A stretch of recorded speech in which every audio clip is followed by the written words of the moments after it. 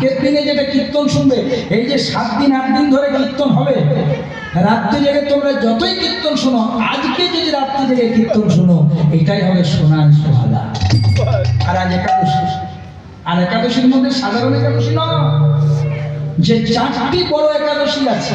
হ্যাঁ, আমাদের তো প্রতি মাসে 2টো করে হয়, 12 মাসে 34টি। তো অনেকে যারা 24টা করতে পারে না, কর্মব্যস্ত, 4টা কিন্তু নিষ্ঠার সাথে করে।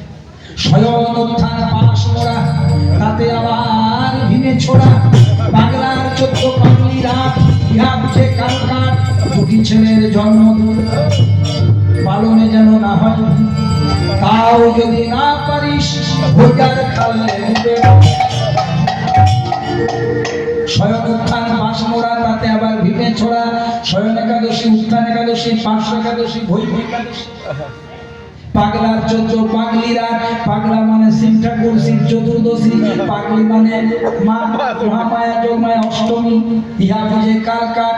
আবার বলছে 2টি ছেলের জন্মদিন, রামের জন্মদিন শ্রীরাম নবমী, আর আজকে কৃষ্ণের জন্মদিন জন্মাষ্টমী, পালনে যেন না হয় ভিন, তাও যদি না পারিস ভৈগার খালে ডুবে। ভৈগার খালে ভগীরথ অক্ষয় তৃতীয়ার দিনে এনেছিল গঙ্গাকে, গঙ্গা স্নানের কথা। তো একটা কথা হাত জোড় করে বলবো, মা আমি তোমাদের অনেক পরিচিত, তোমরা যখন ছেলে মেয়েদের জন্মদিন পালন করবে, হাত জোড় করে বলছি, বামুনের ছেলেরা এতদিন কীর্তন করার অভিজ্ঞতা, কোনোদিন মোমবাতি যদি জ্বালাও, ফু দিয়ে নেভাবে না, খুব অমঙ্গল। যদি তোমাদের বিশ্বাস না হয়, আমার কাছে বই আছে, আমি তোমাদেরকে শাস্তে দেখি। লেখা আছে, মোমবাতি প্রজনন নিশ্চয়ন্তে আয়ুষ্কম ভবতে। এর বাংলা বলছে, যদি সন্তানের জন্মদিনে তুমি প্রদীপ বা মোমবাতি জ্বালাও, আর সেটা যদি তুমি মুখ দিয়ে নিভিয়ে দাও, তার মানে তোমার সন্তানের আয়ুটা কমিয়ে যাবে। করবে না? এগুলো আমাদের কালচার নয়, এগুলো খ্রিস্টানদের কালচার। তাদের জীবন ইউজ এন্ড থ্রো, মরল না বাঁচে, ভালোভাবে বাঁচবো 2 বছর, খাও দাও মস্তি করো, এটা জীবন নয়। কৃষ্ণ ভজিবার সংসারেতে আইন, খাও দাও নাচো নাচো, শেষ করে দেওয়ার গান। আমাদের সনাতনী গান দেখো, কৃষ্ণ ভজিবার তবে সংসারেতে আইন, মিছে মায়া মুক্ত হয়ে বৃক্ষ সমহীন। রাধে বাবা, রাধে রাধে। আস্বাদন করুন। ভগবান কথা দিলেন, সপ্তম গর্ভে বলরাম, অষ্টমে কৃষ্ণ।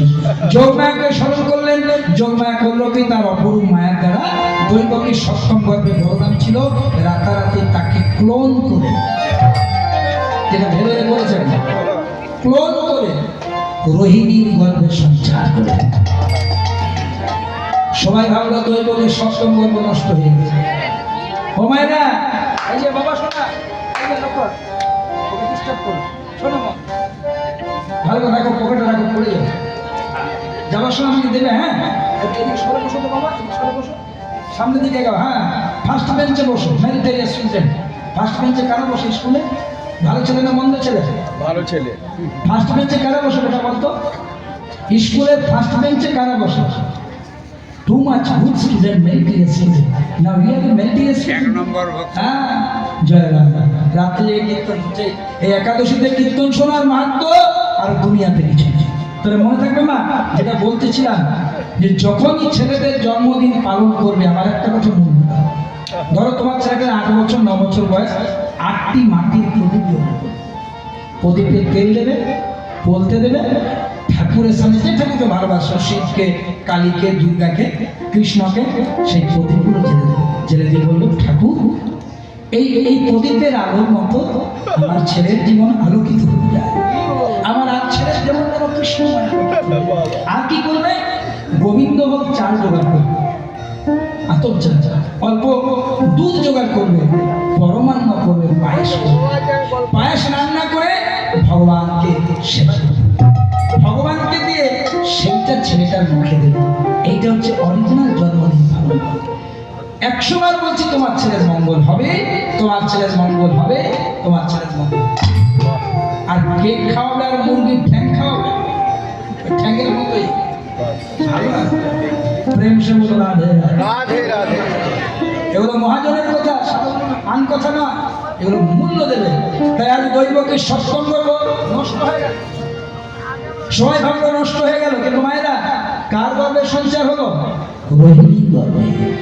যা বলরাম রূপে জন্মগ্রহণ করো। দেখো ভাই, অনেকে বলে বলরামের মায়ের নাম কি, অনেকে বলে রোহিণী, তাই তো আমরা বলি আধার কার্ডে রোহিণী হবে।